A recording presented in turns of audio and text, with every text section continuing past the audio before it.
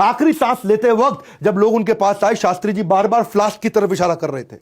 जब लोग उनके पास फ्लास्क लेके आए, उनको लगा दूध या पानी पीना चाहते हैं, तो उन्होंने पीछे फेंक दिया फ्लास्क को। वो क्यों इशारा कर रहे थे बार बार उस फ्लास्क की तरफ? जब उनका पार्थिव शरीर भारत में आया, उनके चेहरे पे नीले और काले दाग देखने के बाद जब पूछा गया, तो आनंद फानंद पे उनके चेहरे पे फटाफट चंदन मल दिया गया। क्यों? क्यों आखिरी दर्शन के लिए उनके परिवार, उनके बीवी बच्चों को उनके पास नहीं जाने दिया? क्यों?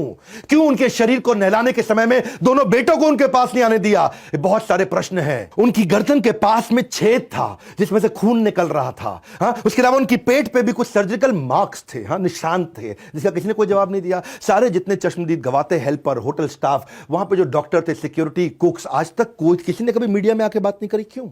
क्यों किसी ने कोई बात नहीं करी आज तक? उनकी घटना के कुछ सालों के बाद केवल 2 ही चश्मदीद गवाह थे। एक थे डॉक्टर आर एन चुग, जो उनके पर्सनल फिजिशियन थे, और दूसरे थे रामनाथ, उनके अपने पीए।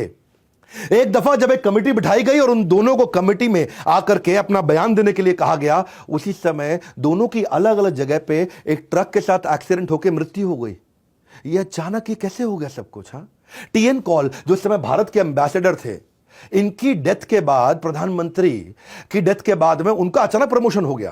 30 दिन के अंदर उनका बड़ा प्रमोशन हो गया, उनके लिए ताली बजाई जा रही थी।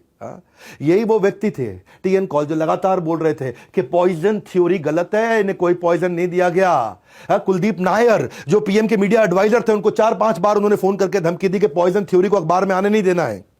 क्योंकि अच्छा, पूरी घटना के जो प्राइम सस्पेक्ट थे, मोहम्मद जान, जो उनके रसोइया थे, वो उनके रसोइया नहीं थे, वो कॉल के रसोइया थे। लेकिन कॉल के रसोइया होने के बावजूद उस दिन, देहांत वाले दिन, उनकी डेथ के दिन का खाना और दूध इसी ने बनाया था। उसके बाद से वो कभी मिला क्यों नहीं आज तक?